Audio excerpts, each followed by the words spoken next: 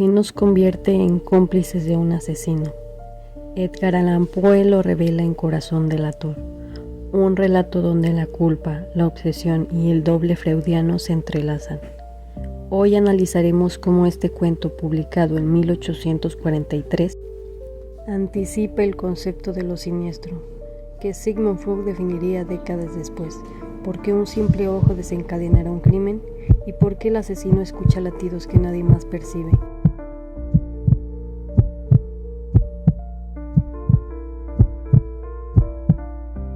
En el cuento, el narrador insiste en su cordura, pero su obsesión con el ojo velador del asesino revela lo contrario.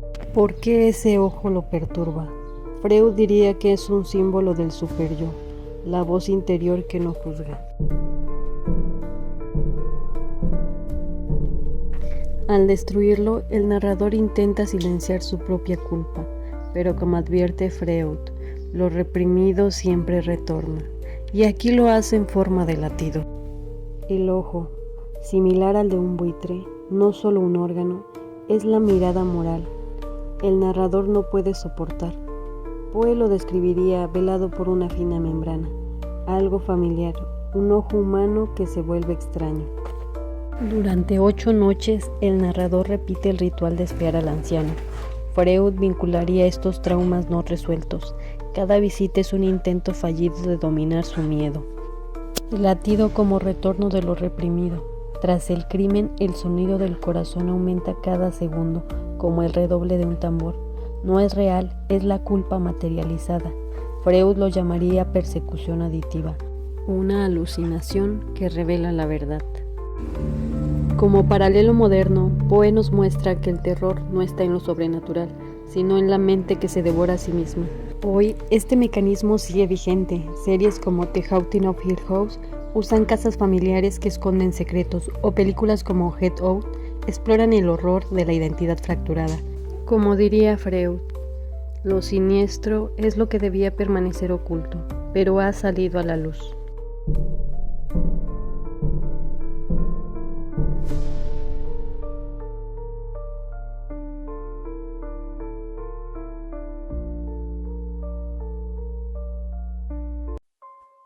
Es cierto, siempre he sido nervioso.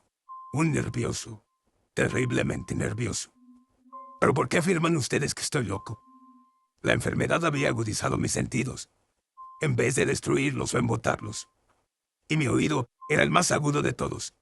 Oía todo lo que puede oírse en la tierra y en el cielo. Muchas cosas oí en el infierno. ¿Cómo puedo estar loco entonces? Escuchen y observen con cuánta cordura, con cuánta tranquilidad les cuento mi historia. Me es imposible decir cómo aquella idea me entró a la cabeza por primera vez. Pero, una vez concebida, me acosó noche y día. Yo no perseguía ningún propósito, ni tampoco estaba colérico. Quería mucho al viejo. Jamás me había hecho nada malo. Jamás me insultó. Su dinero no me interesaba. Me parece que fue su ojo. Sí, eso fue. Tenía un ojo semejante al de un buitre, un ojo celeste y velado por una tela. Cada vez que lo clavaba en mí, se me helaba la sangre. Y así, poco a poco, muy gradualmente, me fui decidiendo a matar al viejo y librarme de aquel ojo para siempre. Presten atención ahora. Ustedes me toman por loco, pero los locos no saben nada.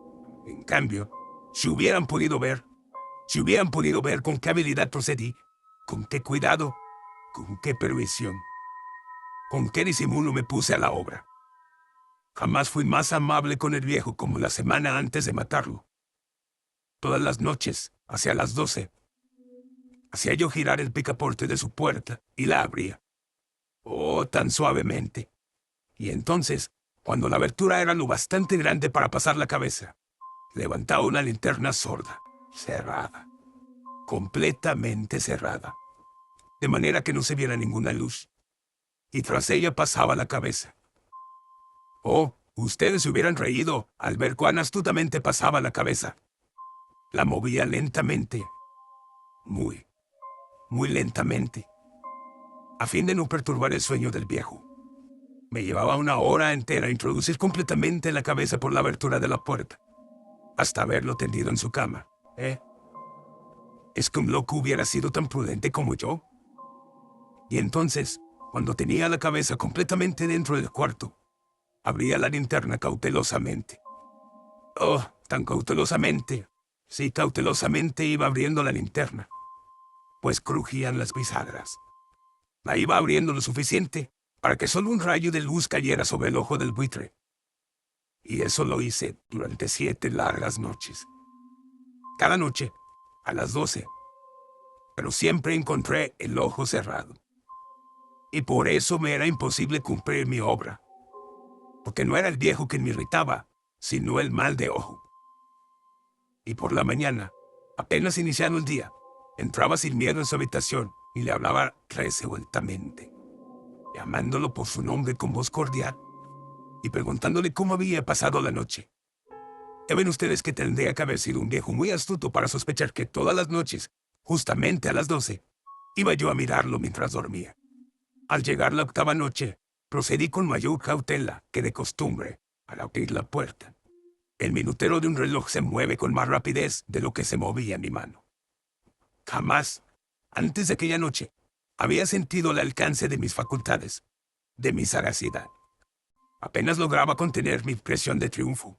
Pensar que estaba ahí, abriendo poco a poco la puerta, y que él ni siquiera soñaba con mis secretas intenciones o pensamientos.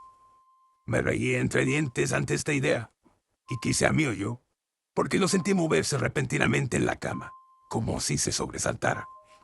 Ustedes pensarán que me eché hacia atrás, pero no. Su cuarto estaba tan negro como la pez, que aquel viejo cerraba completamente las persianas por miedo a los ladrones. Yo sabía que le era imposible distinguir la abertura de la puerta, y seguí empujando suavemente, suavemente. Había ya pasado la cabeza. Me disponía a abrir la linterna, cuando mi pulgar resbaló en el cierre metálico y el viejo se enderezó en el lecho gritando: ¿Quién está ahí? Permanecí inmóvil, sin decir palabra. Durante 1 hora entera no moví un solo músculo, y en todo ese tiempo no oí que volviera a tenderse en la cama. Seguía sentado, escuchando, tal como yo lo había hecho, noche tras noche, mientras escuchaba en la pared los taladros, cuyo sonido anuncia la muerte. Oí de pronto un leve quejido, y supe que era el quejido que nace del terror. No expresaba dolor o pena. Oh, no. Era el ahogado sonido que brota del fondo del alma cuando el espanto la sobrecoge. Bien conocía yo ese sonido.